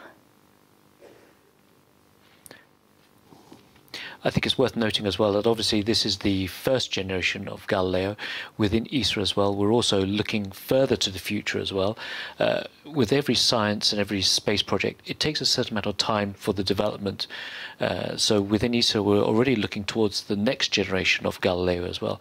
And ESA is doing a number of studies, developing new ideas and new technologies as well, which hopefully will then give an even better performance than this first generation. I tell you what, Eddie, you know, when mobile phones first came out, the bricks, who could have even imagined touchscreens or being connected to the internet back then? I wonder if you've got any amazing predictions for navigation. Well, I mean, navigation at the end of the day is a tool, and it depends on how that tool in particular is applied. This is the crystal ball of the future, and what we're trying to do within ESA is to put the first few tools available on the table so that people can use them, and then we're going to see a huge growth in different inventions and different ideas and different applications for the use of those tools. And this is what's really, really exciting, because you can take the first few steps in creating something, and then who knows what are the other ideas that people will come up with location-based services, with finding where you want to go to for your quick and easy cup of coffee. There are many, many opportunities out there just based on navigation.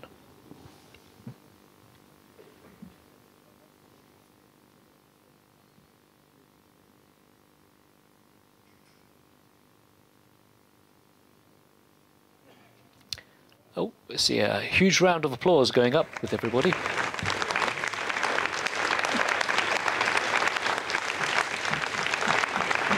Well, this is looking good, Eddie. I think success has been achieved. Ladies and gentlemen, Arianespace is delighted to confirm that the 4 Galileo satellites have been safely separated on their targeted medium Earth orbits. The pointing of Galileo ground station's antennas towards the payload is nominal, so is the deployment of their solar panels. Nicole, Sofia, Alexandra, and Irina, I hope I am correct on their names, are the 19th to 22nd Galileo spacecraft orbited by Arianespace. They will soon join their teammates in the constellation to reinforce Galileo services. For the second time, the use of the Ariane 5 ES enabling the launch of 4 Galileo satellites at a time allows us to maintain the pace we achieved the last 2 years in deploying the constellation. I would like to express my gratitude to Vice President Maros Sefcovic and Commissioner Bienkowska, as well as Deputy Director General Pierre Delceau and Matthias Petschke. Pierre and Matthias are with us, and I have had good news from Vice President and Commissioners. for the trust, the continuous trust of the European Commission and DG Growth in Arianespace.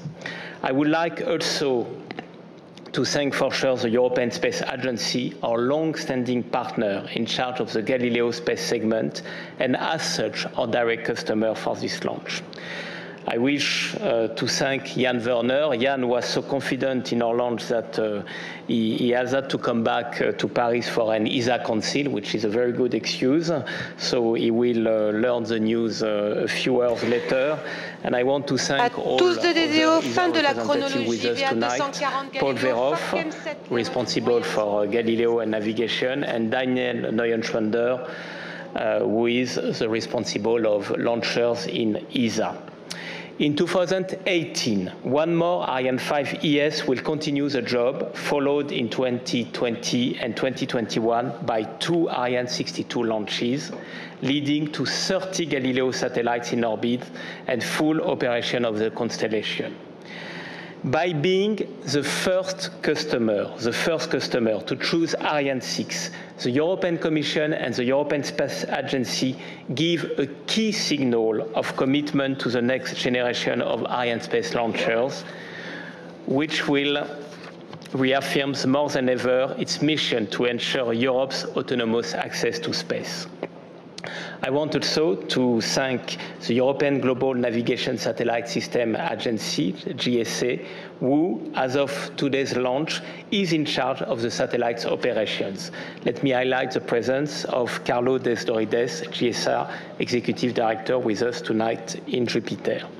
For sure, I need to thank OHB. OHB is a great partner of Arianespace. OHB is also one of our shareholders, and I want to thank OHB for its trust and the new success of these Galileo satellites.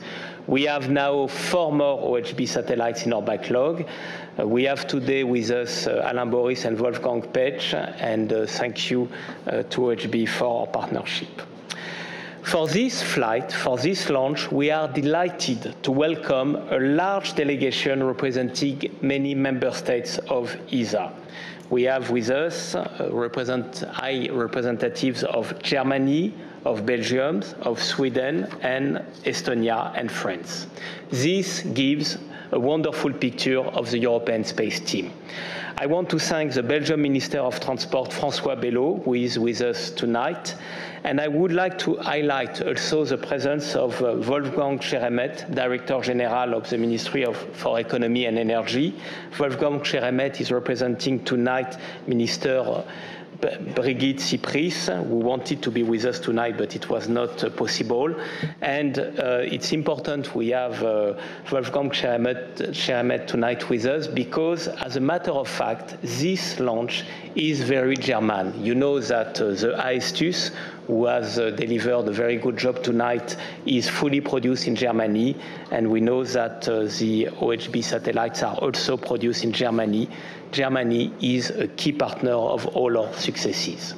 Ladies and gentlemen, this 11th successful flight in 2017, the 6th with Ariane, and the 82 success in a row for heavyweight vehicle, is also the last launch of the year from the CSG.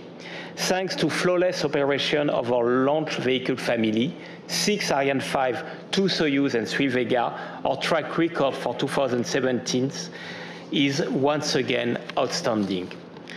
We have many partners for these successes. We have for sure ESA and all member states of the Ariane program whose support is tremendous. We have Ariane Group, Ariane 5 prime and first shareholder, and for sure our partner for this success. We have CNES, both qualification authority for Ariane 5, and our daily partner here in CSG.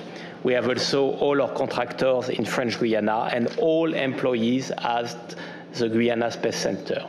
Of course, I would like to finish my speech by celebrating Arianespace colleagues. You have done one more year, very outstanding year.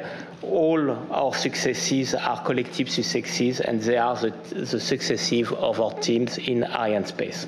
So I now would like to welcome to the stage our customers and partners. Thank you very much.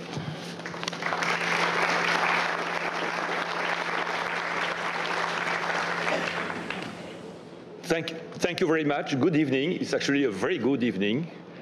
And I would like to thank all of those who have been able to cooperate for these projects and for these projects to become a success.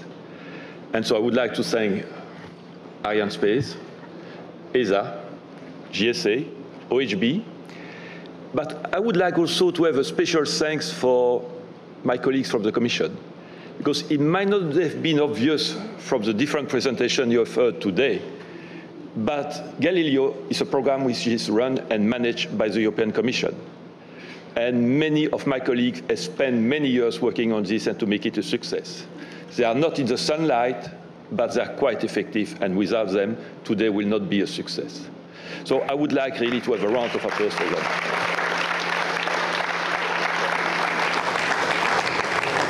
And actually, it's quite interesting that the EU member state, and I'm insisting on the EU member state, have decided to dedicate a part of the budget to a program like Galileo. Because let's be clear, we don't have so many successful projects at European level, where all 28 member states are working together to deliver something which will make a difference. And if I look at the reasons which are behind this decision by the member states, I see two fundamental reasons. First of all, they've realized that working alone is not possible for a project like Galileo. Without cooperation between all the member states, Galileo would simply not exist. Not one single member state could deliver it without cooperation with the others. So there was no choice. Either we would not have Galileo or would be working together. And the second reason why it's a success and why it's a project which has been adopted at EU level is actually the fact that today we have not launched 4 satellites.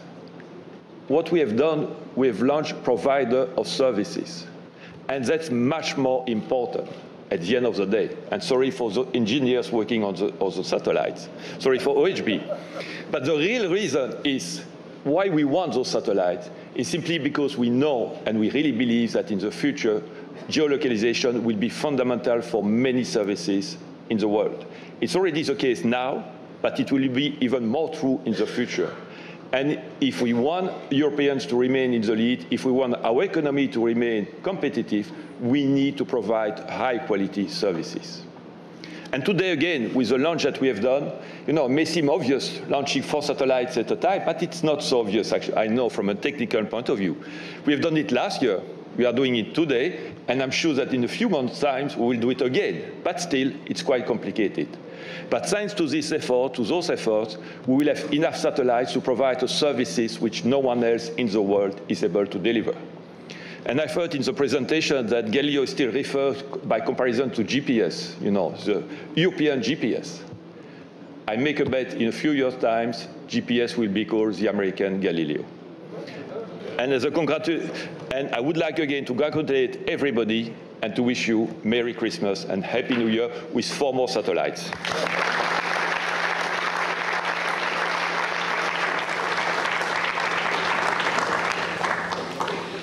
So, Minister, Member of the Parliament, dear colleagues and Galileo fans everywhere. So let me share with you what does it mean 4 more satellites for the Galileo constellation from the GSA point of view. So first of all, it means the remaining 4 satellites for the baseline, which we need for the enhanced service milestone step, which will be announced in about 1 year time. So this means, in concrete, a better availability. Yesterday you have seen in the diagram there were some holes around the world. These holes will be decreased, and hence the accuracy will be improved. But the enhanced service milestone will be more than that. It will be also a step when Galileo will start to deploy some specific features which do not exist in the other system.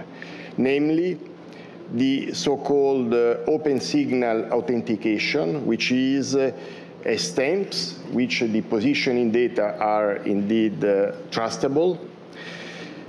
It will be possible to have the return link for the search and rescue mission, which means we know statistically this return link that the distressed people will be informed that the rescue team has been launched, so saving life. And finally, this will be also the opening of the service for the PRS, the public regulated service, which will start to enjoy the automatic distribution of the keys, and we expect that from that point in time, also the PRS will start gradually to be more and more adopted. But indeed, we do not need to wait up to the end of the year, up to this enhanced service milestone, because very soon, already in April next year, we will have a very important appointment, which is the entering into force of the so-called eCall regulation. Very important because as of April, all the new car model manufactured in Europe having in-car navigation have to be Galileo compatible. Very important because this means in a couple of years, 13 million of new cars compatible with Galileo. And as you can imagine, gradually this number will quickly increase. So this is certainly a market opportunity for many of you who are here. And finally, the enhanced service, finally, next year, very soon, we have heard that we had a new chip exploiting the 2 frequencies. Well, in spring next year, we expect to see the smartphone using this chip. And again, this is important for Galileo because it means that Galileo is used at its full potential. Today, Galileo has more satellites operating in dual frequency than GPS. So this is the first important, let's say, answer to the question, what does it mean for satellites for the agency? The second one is indeed that this is quite an important piece of work. Piece of work which is addressing quite an important market, a market which is talking to 7 billion users, a market which is valued $70 billion in 2025. So this means a huge market potential. It means that Europe is building the first pan-European infrastructure, which will be populated by application and services, which will bring a tangible and significant value, economic value. And finally, 4 more satellites for the Galileo constellation from the GSA perspective means a fantastic piece of work.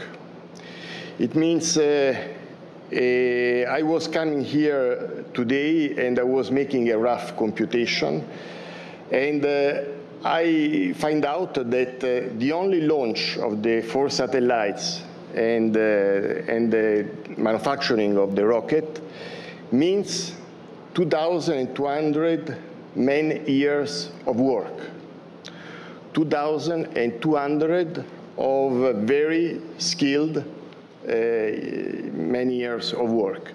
So this is really an opportunity to thank, first of all, OHB for the excellent work which has been done so far. Certainly CNES for, again, a new expert launch. CNES, which is actually on the first row, on the first line for the LEOP operation, and certainly the European Space Agency and the Commission for the good cooperation and the trust which have granted so far for the GSA. And of course, this is an opportunity also to thank all the GSA team, who has been working hard to get to this point. So a real thanks to all of them. And finally, I would like to recognize and thank the visionary hackers, entrepreneurs, public authorities, and leading business across the globe that have embraced Galileo. Today, we are honored to have leaders from 5 of the major device and chip manufacturers here today that have already Galileo-enabled their products. So a real thanks to them to be here with us. A satellite launch is exciting because it is an inspiring and inspirational beginning. In fact, the English word launch literally means to start or set in motion. Today, Europe has set in motion 4 more catalysts for employment and innovation that will contribute to a whole new range of services for users. Services that are delivered by a professionally and highly committed GSA. Thank you.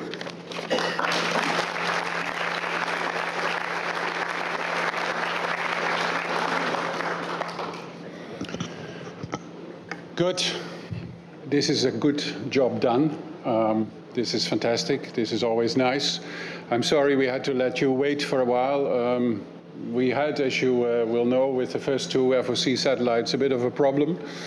We thought that it was all going well at the time, and we found out half an hour later that it wasn't going very well.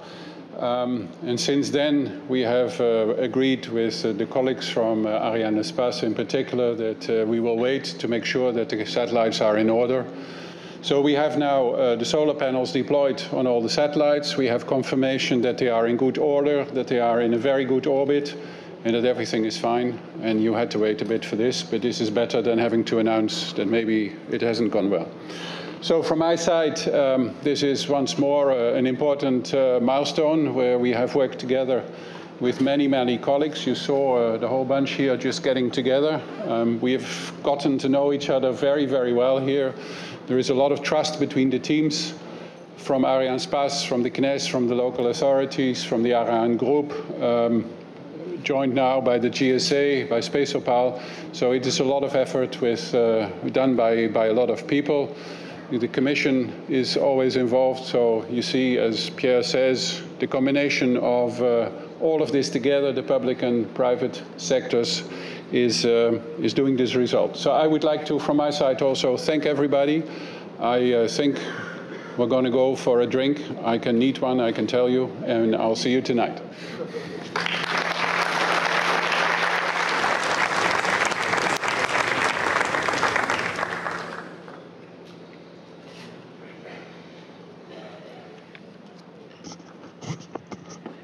So first, I want to thank Arianespace for the perfect launch, the professionalism, and to have delivered our babies in good health. Je veux aussi remercier le CNES pour tout le travail sur la base, bien entendu, mais aussi tout le travail. I'd also like to thank everybody here at the Space Center for the work done so far, and also for LEOP. Customers, the Commission and the European Space Agency for their trust and their constant support. Our suppliers also, all around Europe, and in particular our partner SSTL. Besonders möchte ich auch mich beim OAB-Team für die harte Arbeit bedanken, diese 4 Satelliten fertigzustellen. Producing these 4 satellites. Each launch is a new endeavor for the launcher and for the satellites, and there is no routine, even if we have already launched 14 satellites plus the 4 of today. Each time the experience increases, but the success is not for granted. We are proud at OHB to have been able to put in place a reliable production process, as Wolfgang Pech described yesterday, in such a clear presentation, by the way, that it looked so simple. But I can tell you it is not simple, It is very sophisticated, hence surprise, Mr. Delso. This production process is our best asset to be able to complete the constellation and have Galileo fully operational in due time. And we are thankful to our customers to have placed again their trust in OHB for the third batch of satellites, 8 satellites plus an option of 4, which has been confirmed some weeks ago. We are also proud that these satellites, this new batch, will be among the first launched by Ariane 6, also because we are a strong contributor to this new launcher through our subsidiary MT Aerospace, both for the rocket itself and for the launch pad, which we visited today.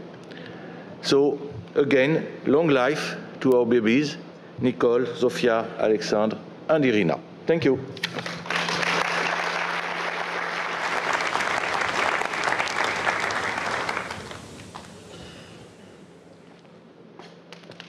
So, colleagues and friends, those who know me very well here in the room, they know that I often have a lot of words to say. Don't be afraid, I won't do it. It's too late. I just want to say one thing. In recent years, we had a lot of interesting discussions on new space and on commercialization of space and on the new way and the new competitor from the United States. In the last 27 hours, I learned that we have our own way. It's a European way, and I think it's a perfect way. So congratulations to Ariane Space, to ESA, to CNES, to OHB, to the European Commission. So congratulations to Europe. Let's move. Thanks.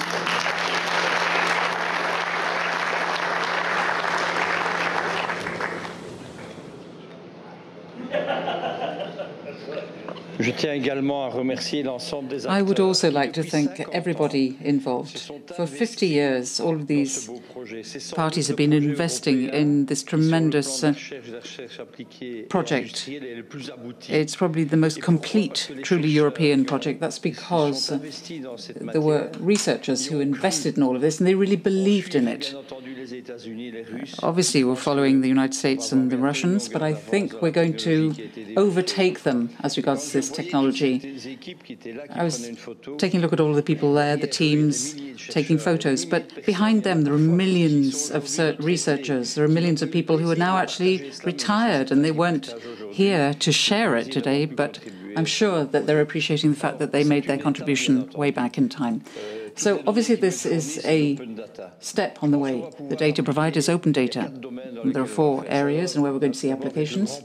First of all, the public at large will see what Galileo is, will appreciate it, and will be able to use the results available to the public at large. And then there are the commercial developments, the different applications that have been identified. I think there are some 300 or so researchers in Belgium said that there were hundreds of applications possible in many different areas, whether it's marine activities or elsewhere. These obviously have economic impact, but also environmental and industrial significance as well as others. And it will make it possible for them to continue research as well.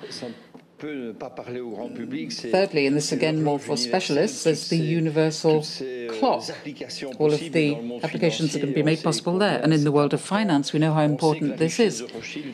We know that the Rothschild wealth came largely because they had a more rapid communication system than the British Army did. We were talking about days in those times, but now it's microseconds.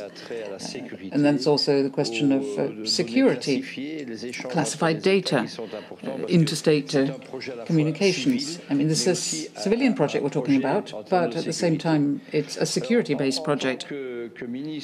As a Belgian minister, I have to say how happy I am and delighted I am that Belgium believed in this significant project right from the word go. And it truly is a European project. It's sometimes difficult for Europe to find its way, particularly in politics, but here politicians place their trust in something that It wasn't terribly visible. It wasn't easy to put a finger on. But now we're seeing it taking shape. So I'd like to thank all of you, all of the teams, all of the scientists, all of the academics, the young people, the less young people, the European Commission, ESA, and all of the industrial partners who've contributed to this project and who've made the launch a success, as were all of those before it.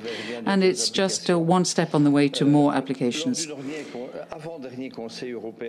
At the last but one European Council that we had in Frankfurt on autonomous vehicles, we realized that applications such as Galileo will give a real fillip to the sector.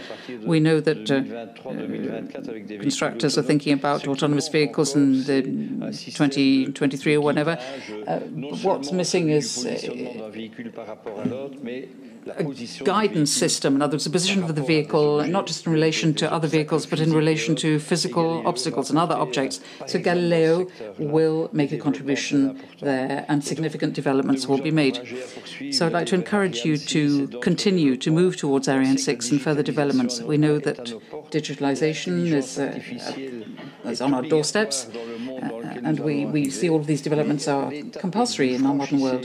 But the step made today through these sort of investments and scientific and industrial projects are vital if we're to move towards sustainable development, bearing in mind the social and economic components, and also the environmental side of things that we're also concerned with and want to make a contribution to in order to preserve the best possible environment for future generations. As we reach the end of the year, no, I don't know whether it was a Christmas tree decoration or four that went up into the sky at the same time, but let me say to you, for your families, so those close to you, your friends, your family, your colleagues, everybody, that I wish you all the best, not only for next year, but for the coming years.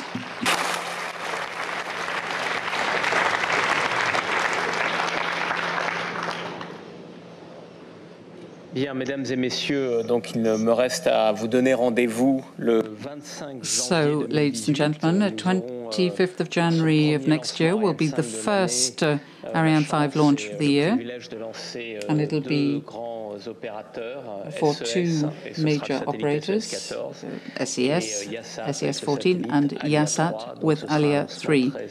So it's going to be a very international launch. Merry Christmas, and thank you very much, and enjoy the rest of your evening.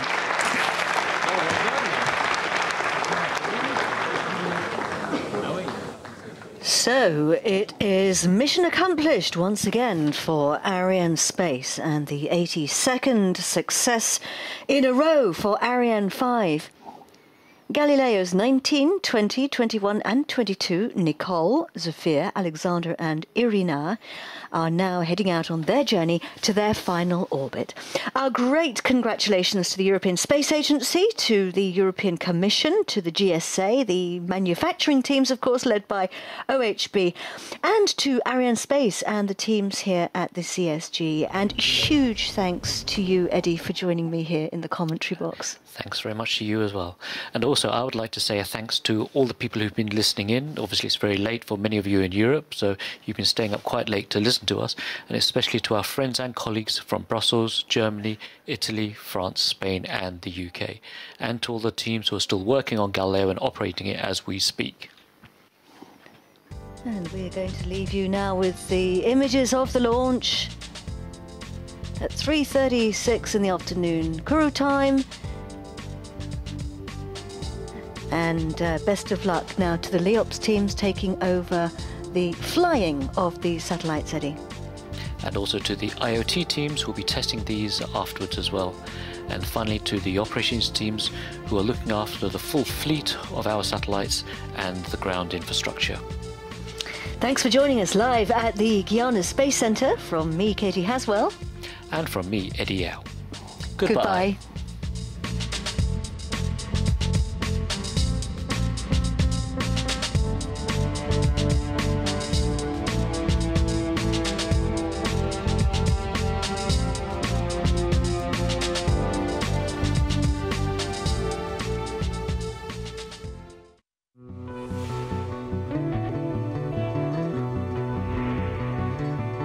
Trois, deux, un. Top. Allumage et décollage.